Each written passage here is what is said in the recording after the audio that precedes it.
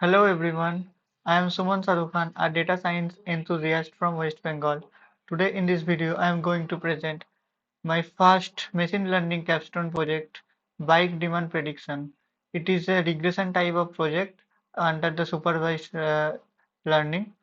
I am the individual contributor of the project. So let's begin with the project summary. The project aims to develop a machine learning regression model to predict the final demand for bikes. Historical data on bike rentals and environmental factors will be utilized to create a model that optimizes inventory management and enhances the customer satisfaction in the bike rental industry. By accurately predicting bike demand, this ML regression project aims to support bike rental companies to optimize inventory management, reducing costs, and delivering better customer service. The insights gained from the project will enable data-driven decisions such as adjusting rental prices, resource allocation, and improving overall operational efficiency. So this is my GitHub link.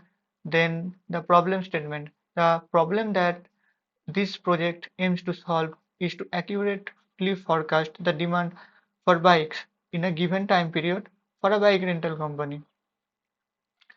Uh, by developing a machine learning model that can accurately predict bike demand, bike rental companies can make more informed decisions about how to allocate their resources and serve the customer.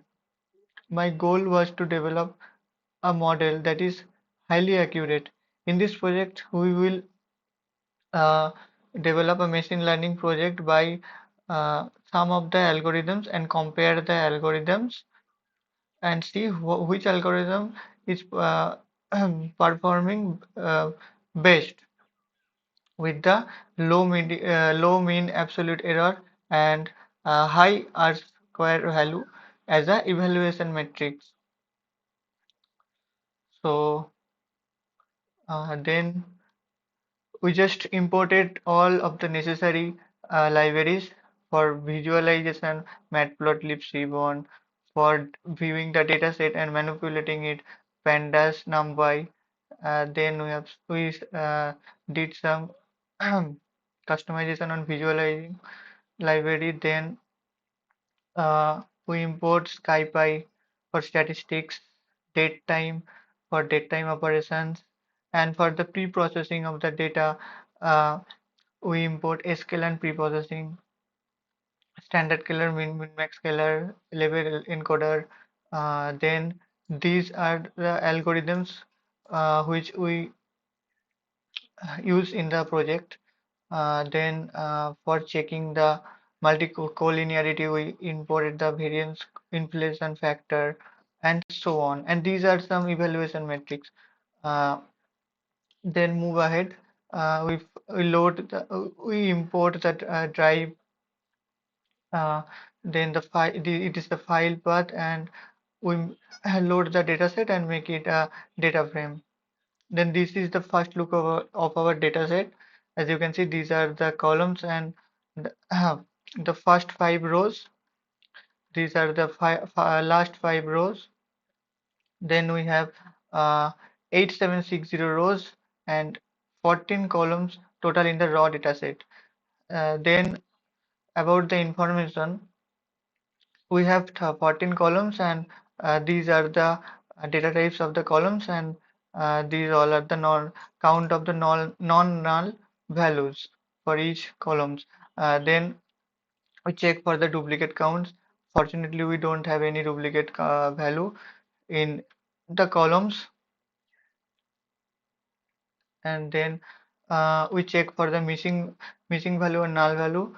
Again, there is no missing value in uh, any of the columns. Then we check it by the visualizing. Uh, these are some observation we get from checking the dataset firstly, and this is the list of the features we have in our dataset. Then this is the description of our dataset. This dot describe method describes some statistical things like count, median, standard deviation, minimum 25 quantiles, 58 quantile, which is our median. Then uh, 75 quantile and maximum. These all are the numerical data columns. Okay, data type columns. Then the variable description, we have date, uh, we have rented by count, we have hour, temperature, humidity, wind speed, visibility, dew point temperature, solar radiation, rainfall, snowfall, seasons, holiday, and functional day. These all are the unique features of our dataset. Features means the columns, and here the unique values of each columns are there. Like for date, there is 365 dates, unique dates. Like holiday, there is two unique data of the holiday column. Then going forward to the data wrangling code. In data wrangling code, we just manipulate our data for for our convenience. Like firstly, we rename the columns to their appropriate name. Then we check the info. Uh, in this section, we have converted the date type from object to date type, date time data type. Then from that we have extracted the month column, day column, weekdays, weekend, year, and finally after extracting we deleted the date column as we don't need this column. Then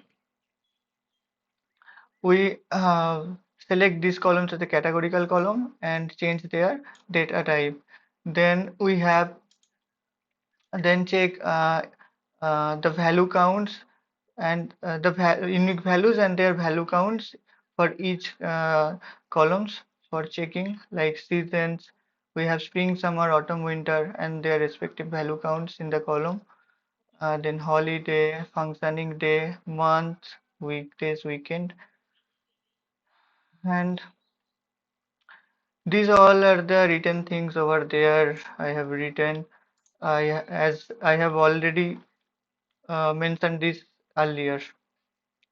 So move ahead.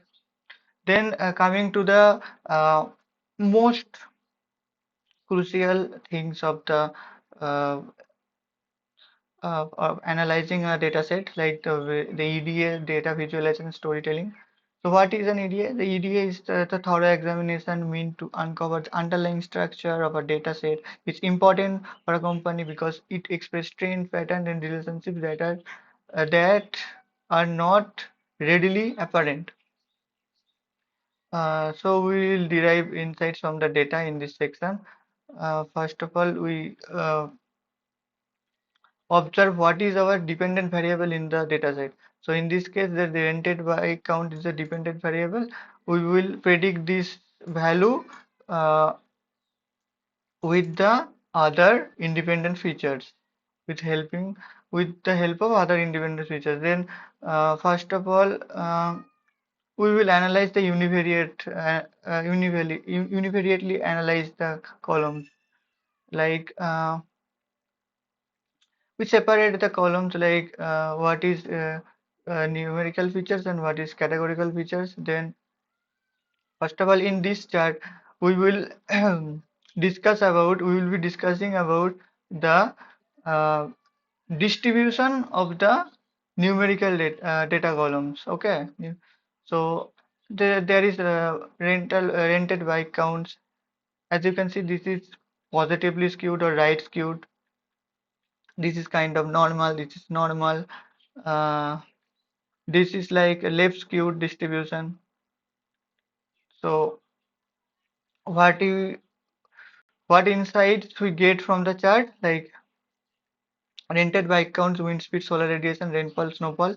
These all are right or positively skewed distribution, and no temperature, humidity are like no skew, and left skewed distribution is like visibility. In the chart two, we will here we have the box plots of all of the numerical data type columns, and this is mostly for the for checking or observing the if, whether it include any uh, outlier or not. As you can see that in the rented bike counts there is kind of lots of outliers are there. Then also the wind speed is having outliers. Uh, Solar radiation is having rainfall and snowfall so on. So then move towards the bivariate analysis.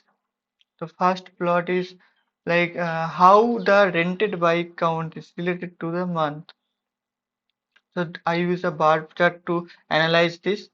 As you can see from the ever plot, we can clearly say that from the month 5 to 10, which is May to October, the demand of the rented bike is high as compared to the other months.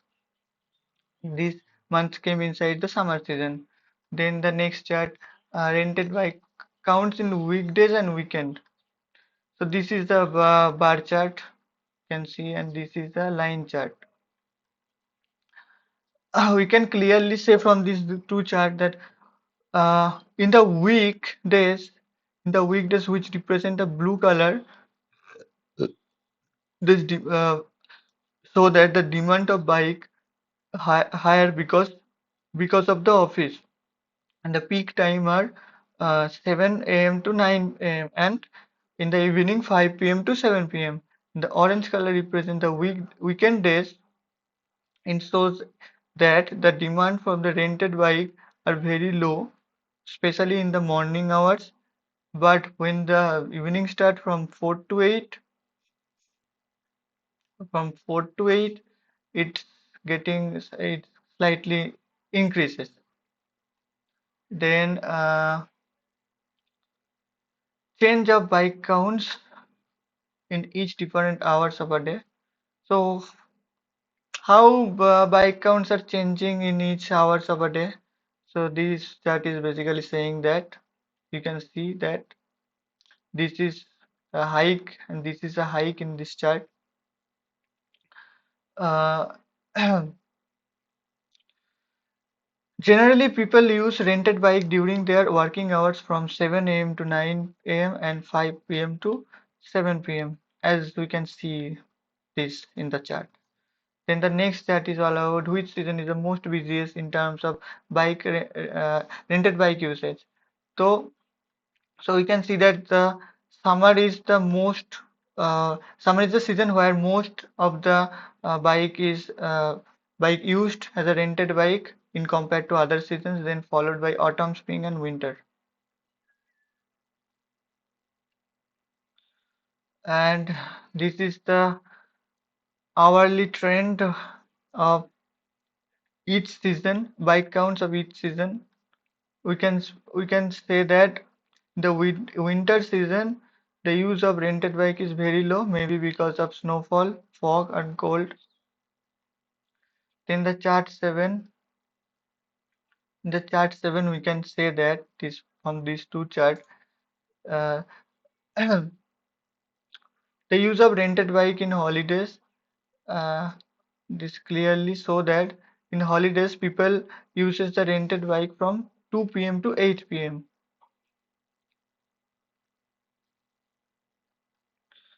Let's try to find how the relation of numerical features with our dependent variable, which is rented bike count. So we in this section we will see how the dependent variable is changing, is reacting with the all of the numerical columns. So firstly, rented bike count versus temperature.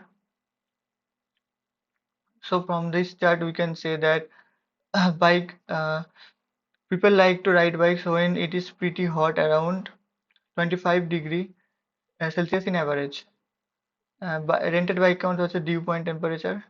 It is also showing the similar pattern of the temperature versus bike count or similar pattern. But we can see that uh, in the next chart, rented bike count versus dew point temperature. This from this chart we can say that the amount of rented bikes is huge when there is solar radiation. The count of rents is around 1000. This in this 1000 zone, this zone we can say that the amount of rented bike is huge. Rented bike count versus snowfall. So from this chart we can see that on the x-axis the amount of rented bike is very low. Uh, from the y on the y-axis the amount of rented bike is very low when we have more than 4 semis of snow. The bike rents is much better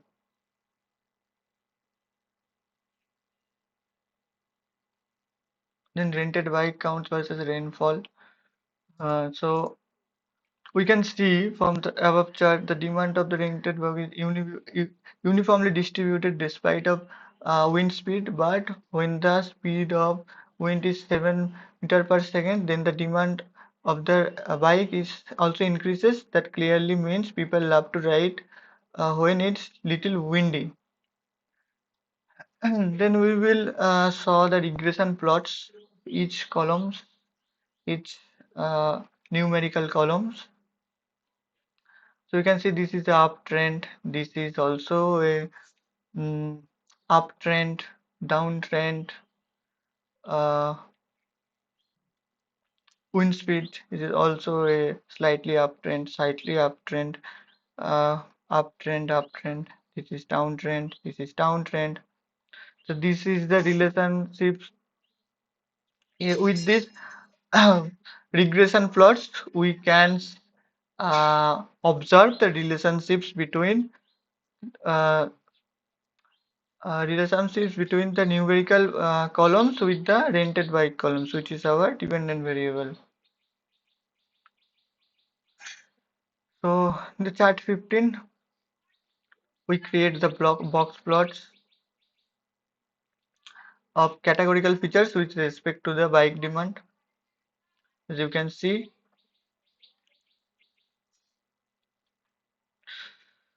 we can say that few rented bike counts are above the maximum points. Then in the multivariate analysis section, we can uh, we we explore the correlation heat map. This is one of the most useful visualization for in any EDA. So correlation matrix is a table showing correlation coefficient between variables. Each cell in the table shows the correlation between two variables, and the range of the correlation is -1 to 1. So features like temperatures and dew points show correlation of zero 0.91. In general, the absolute correlation coefficient of greater than 0.7 among two or more predictor indicates the presence of multicollinearity. So we can see that this 0.91, this is between the temperature and the dew point temperature. So the temperature and dew point temperature are highly correlated. This is a sign of multicollinearity. In the pair plot, this is also for multivariate analysis. This is not very necessary to explain. Then we check the dissecting our bike rented count, which is our dependent variable. So we check the distribution. This is the positively skewed distribution, or we can see this is not following a normal distribution or Gaussian distribution. So this is the density plot, and in the right side we can check the box plot and the outliers. As we see, there is a skewness present in the density plot. So generally for regression type of algorithms like linear regression or logistic regression, this statistical algorithm, if we change or transform the distribution from uh, um, non non-normal distribution to normal distribution, then it will help to fit our model in our training data set. So in this way, our prediction will going to be far better. The model performance will increase, but this is not a mandatory step. But still, we converted our data. I mean, transform the data to normal distribution by square root transformation. So we applied the square root transformation and change it, and we can now visualize that. Now this is we can say this is kind of normal distribution, and there is no kind of outlier. Then move towards the hypothesis testing. So our first hypothesis statement is the null hypothesis statement is the average number of rented bikes on the weekdays is equal to the average number of uh, uh, weekends. Okay, so this is our null hypothesis, and the alternative hypothesis is exactly opposite of the null hypothesis, and this is the average number of rented bike on with weekdays is significantly different from the average number of on weekends. So we test this hypothesis by the ANOVA test here.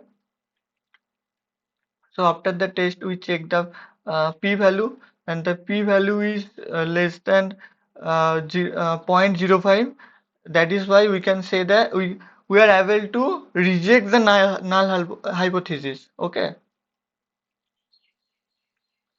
Then our next hypothesis statement is null hypothesis.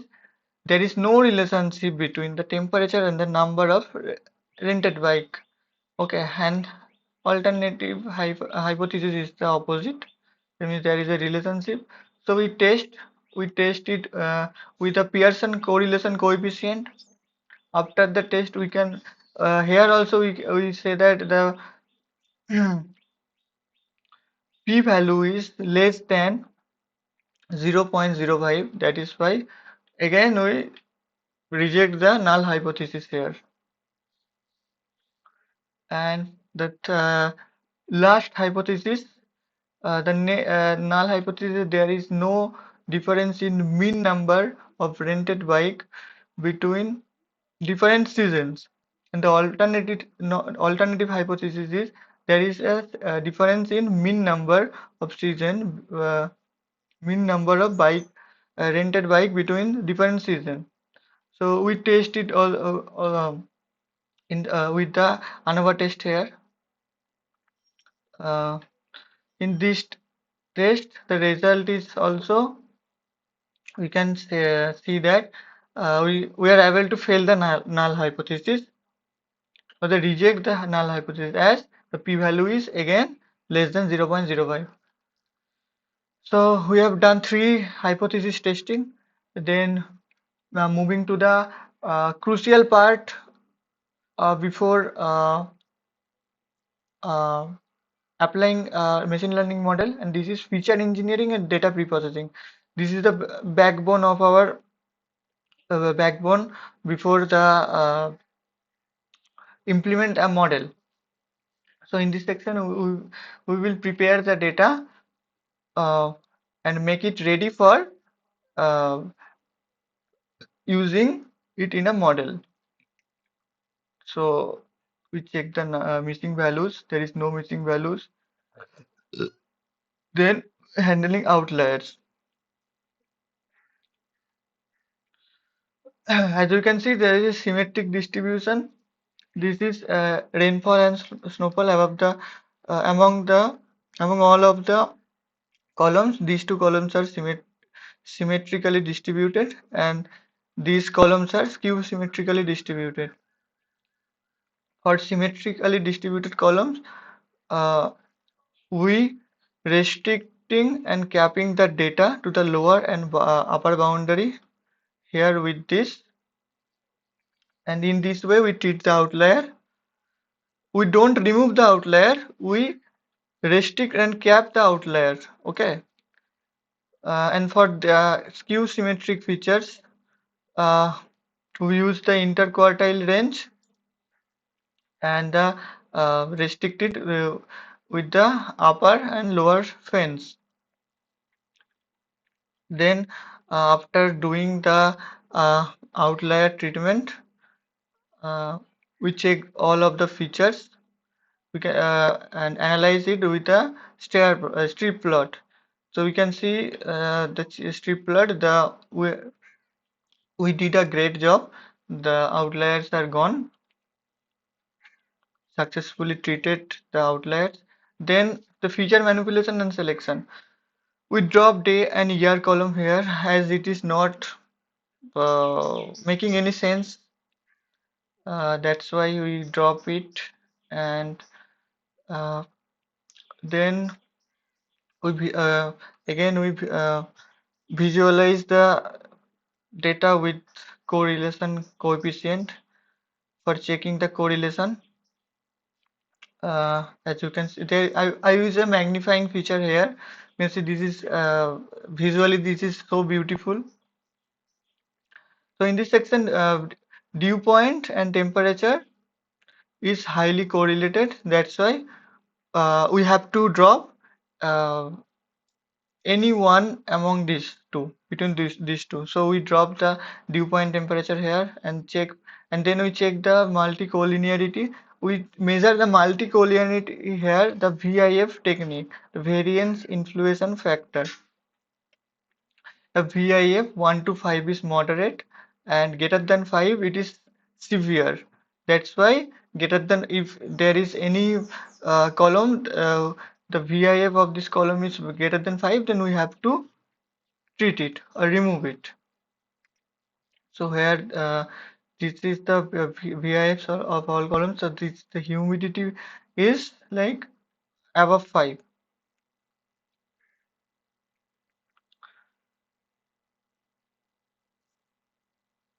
and then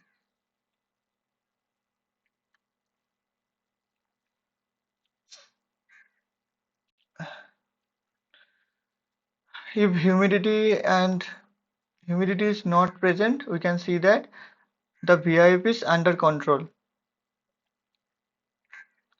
And after humidity, the visibility is most high in VIF.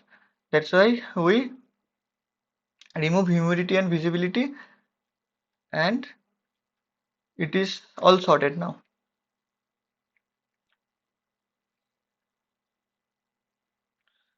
So then check the correlation coefficient, uh, the heat map with this heat map. Uh, this is far better.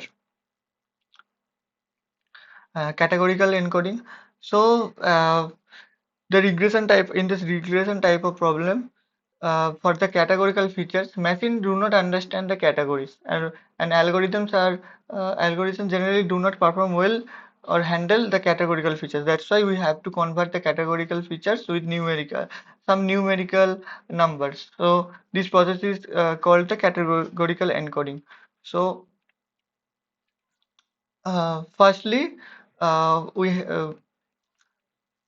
convert the categorical columns with help of the get dummies, and that's one hot encoding method. And the mapping method, uh, the one hot encoding method, we just apply in the season column, and these columns we have using the mapping technique to make it making it category to numerical for the modeling. And we have done the process, and then we transform the data. Here in this section, symmetric and skew symmetric features are there. So for non-symmetric features, we visualize the distribution and the QQ plot. And this in the right side, this is a QQ plot. Okay, in the QQ plot, we can see it is basically used for checking the whether the data is normally distributed or not. And for treating this non-normal distribution data, categorical data, we use some uh, we use some transformation technique. And this, for wind speed, we use the cube root, and the rented bike counts, we use the square root. Then we transform the data, and then it is far better.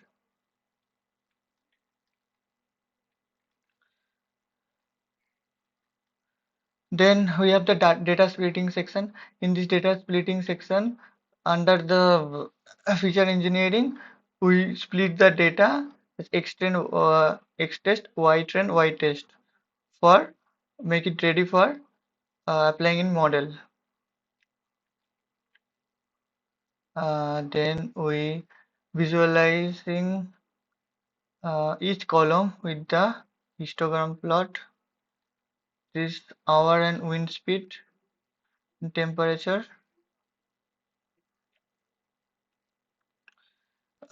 We check the distribution of this. This is better distribution, normal kind of distribution. So this is okay.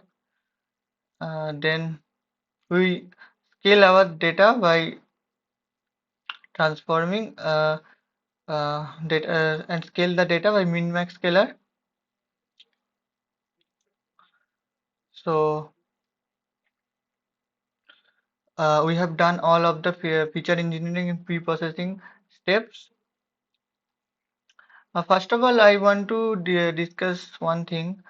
Data scaling is necessary for because all of the columns, the numerical columns range of that value is not same. So making all the values of each numerical columns in one range, we use the data scaling techniques. Like uh, we can use either min-max scalar or standard scalar. So here we use min-max scalar technique in the data.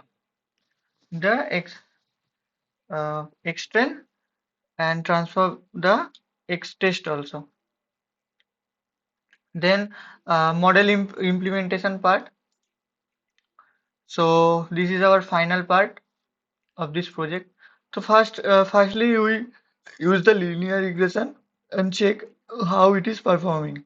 So these are some theoretical stuff like y pred equal to beta 0 plus beta 1x, which is like y equal to mx plus c. This is equation of straight line, and these are all are the coefficient, as you know that. So we call the linear regression model, then fit our data, then checking the score. This is the score, and these all are the value of the coefficient. And finally, we evaluate our model by our evaluate our test model and train data and test data. So as you can see, as you can see, we have a R2 test result of 0.64. So that means this is not performing so well. Linear regression is not performing so well in our data set. So this is the actual versus predicting graph. So the orange one is actual and the green one is once is predicted. And this is checking for the homeoscedasticity. As we can see, this is the res y pred versus the residuals. Okay, so the homoscedasticity is one of the four assumptions of the linear regression. So as you can see, there is not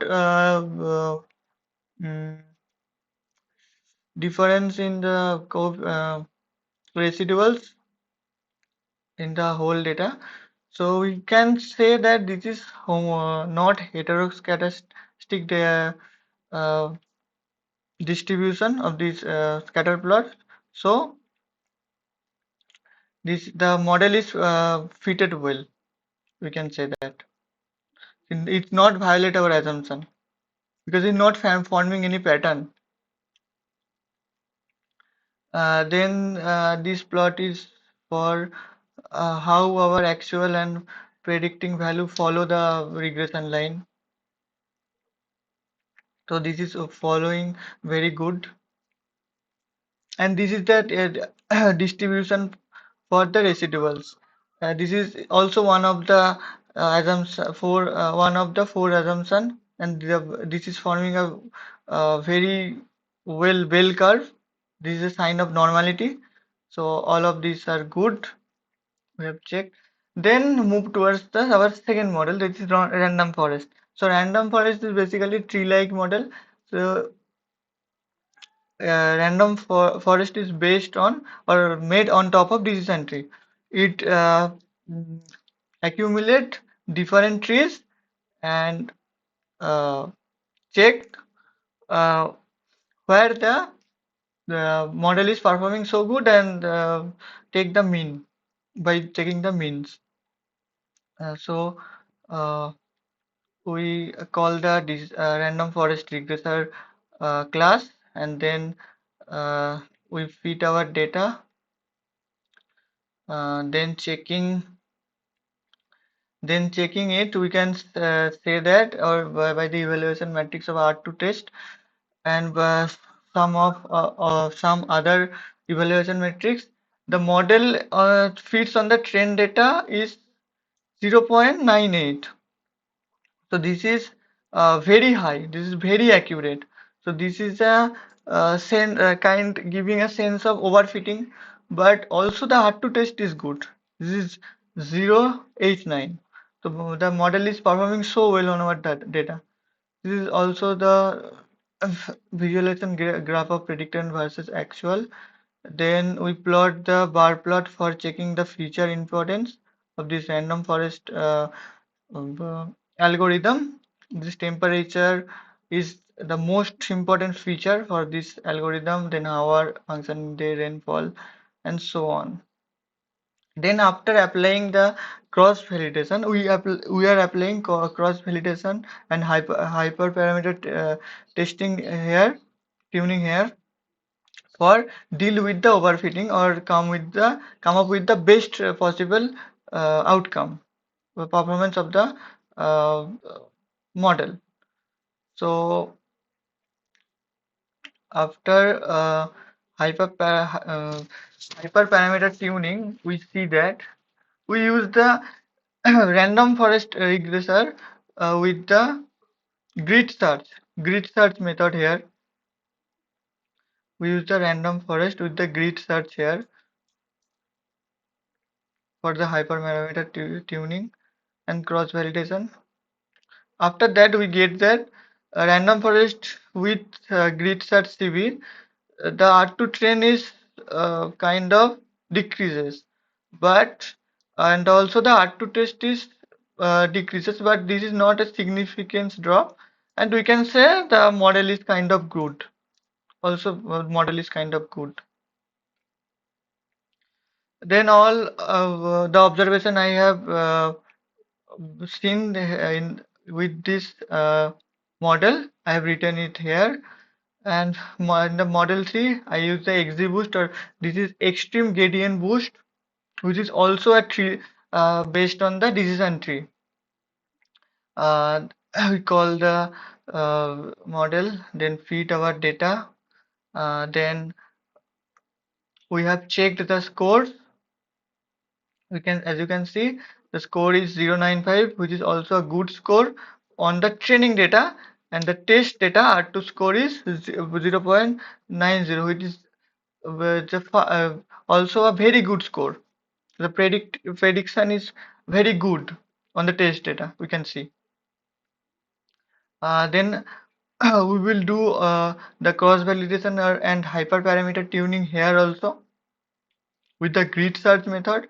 And after that, we observe that with the grid search CB method, the the XGBoost, the R2 train is slightly decreased, but the R2 test is remain constant. So this is very good, very well fitted and well predicting. So the hyperparameter type of things and the observation why I have used this all I have written here, and this is the final evaluation matrix data set, like which uh, model is performing best in our dataset on our dataset. So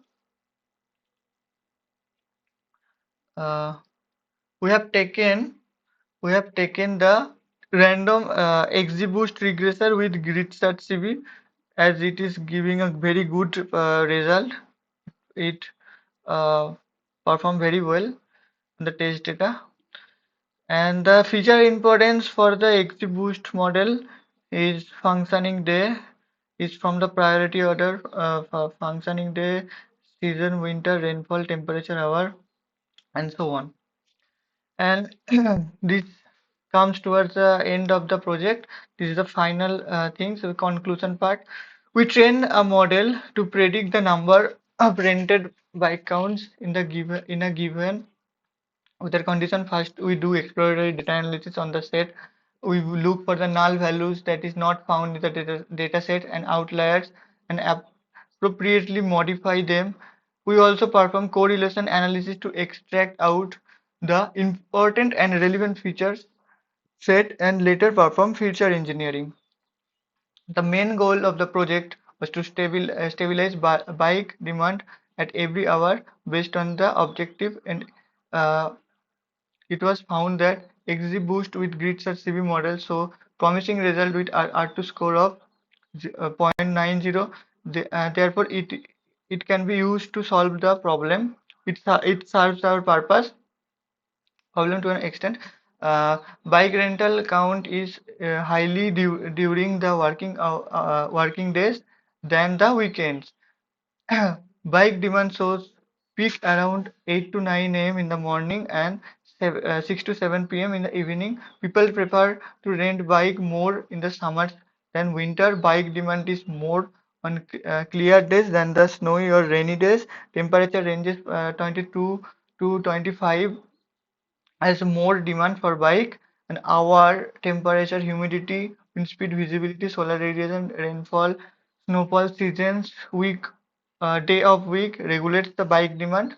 Although the current analysis may be insightful, it is important to note that the dataset is time dependent and variable such as temperature, wind speed, and solar radiation may not always remain constant. As a result, there may be situation where the model fails to perform well as the field of machine learning is constantly evolving, and it is necessary to stay up to date with the latest development and prepare to handle unexpected scenarios. Maintaining a strong understanding of machine learning concepts will undoubtedly provide an advantage in staying ahead in the future. So this is all of the today's project presentation. Thanks for staying with me uh, till now. Have a good day.